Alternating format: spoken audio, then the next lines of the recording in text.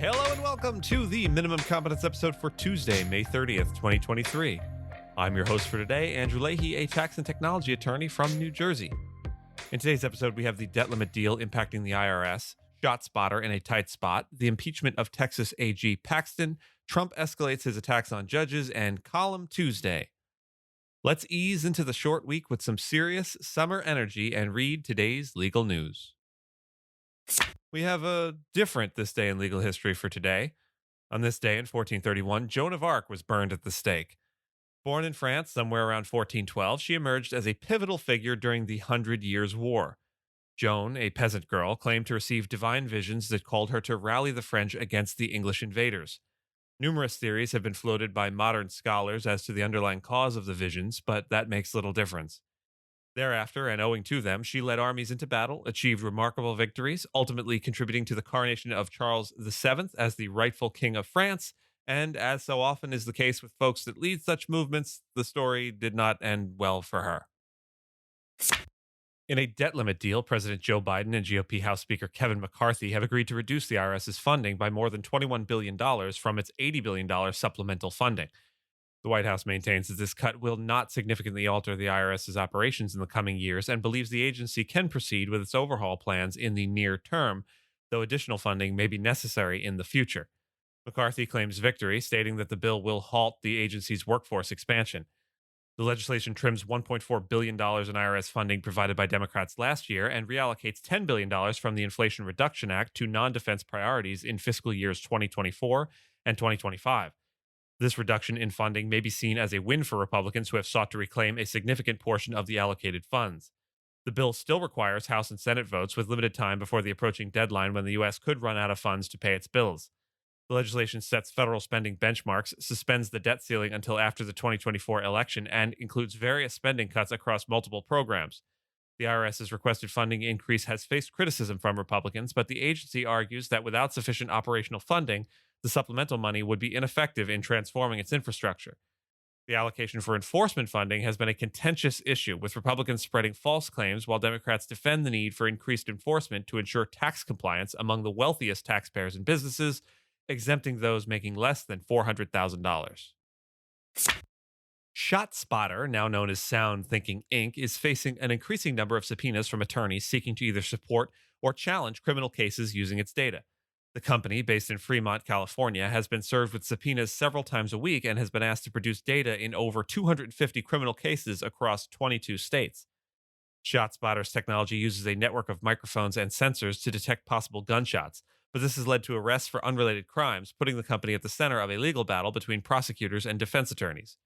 Defense attorneys argue that the use of ShotSpotter data violates their clients' constitutional rights, while prosecutors rely on the data to establish probable cause for police stops.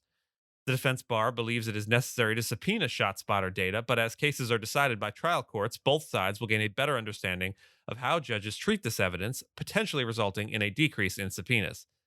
ShotSpotter has an in-house team and an external law firm to handle the high volume of subpoenas.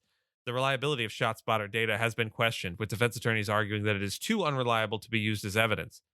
The ruling by judges on the admissibility of ShotSpotter evidence has been inconsistent across different states. While ShotSpotter has received court rulings in 8 states allowing its data to be used as evidence, defense lawyers will continue to raise Fourth Amendment concerns if prosecutors persist in using the data.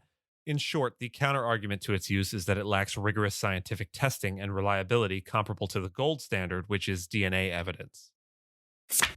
The Texas House of Representatives has voted to impeach Attorney General Ken Paxton, a staunch conservative and ally of former President Donald Trump.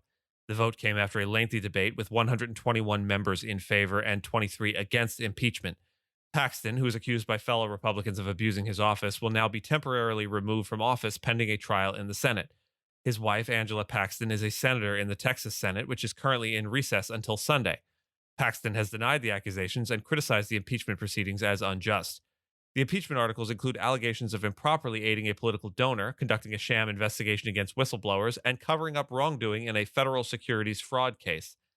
The impeachment has exposed divisions among Texas Republicans, with some supporting the removal of Paxton while others criticize the process and question the evidence. Paxton, known for his far-right positions on cultural issues, has filed numerous lawsuits against the Biden administration. The Texas House General Investigating Committee unanimously recommended his impeachment based on years of alleged abuse in office. Former President Trump, you remember him, is intensifying his attacks on judges as he faces increasing legal scrutiny. He has criticized judges overseeing cases involving him, questioning their motives or legitimacy.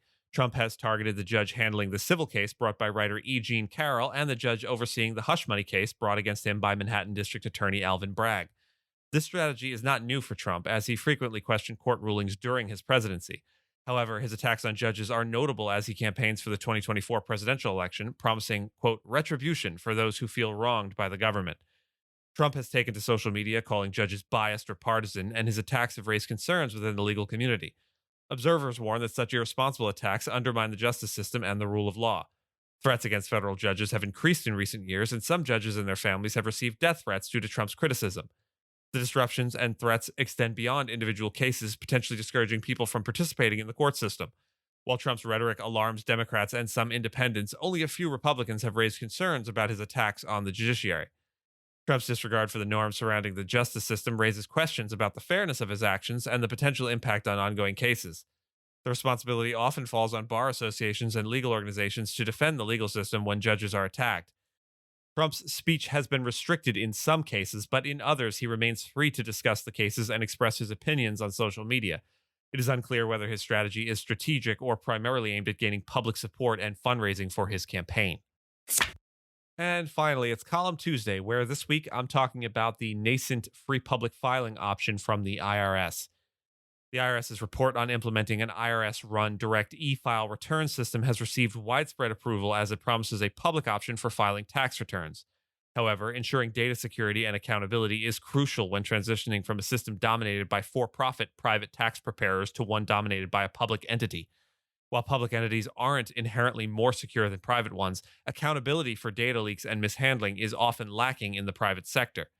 The Taxpayer Bill of Rights should be amended to include the right to ownership of one's own data, granting taxpayers control over their personal information and the ability to seek compensation and legal recourse if their data is misused by any entity, including the IRS. Looking at Canada's tax system, which primarily relies on an online portal, it becomes evident that the IRS must not disclaim liability in the event of data security violations. A simple process for filing damage claims related to data leaks should be established to protect taxpayers' interests and ensure that the new system prioritizes security and privacy. And with that, thank you so much for listening to Minimum Competence, your daily news podcast for lawyers. If you're looking for more than Minimum Competence, links to further reading on all the topics touched on today are in the show notes. If you have any questions or story suggestions, you can find us on Mastodon on the esq.social instance. I'm at Andrew, and my co-host Gina is at Gina. The views, thoughts, and opinions expressed in this podcast are those of the host and do not represent those of any organization we may be affiliated with. Nothing here should be construed as legal advice, because nothing here is legal advice. Reviews go a long way towards helping new listeners to find our show. If you have a moment and can leave a rating or review on your podcast player, we'd appreciate it. And if you know someone that might be interested in a story we cover, consider sending them the episode. Minimum Competence is available at minimumcomp.com and wherever it is you get your finely crafted podcasts. We'll see you back here tomorrow, and until then, don't do anything we wouldn't do.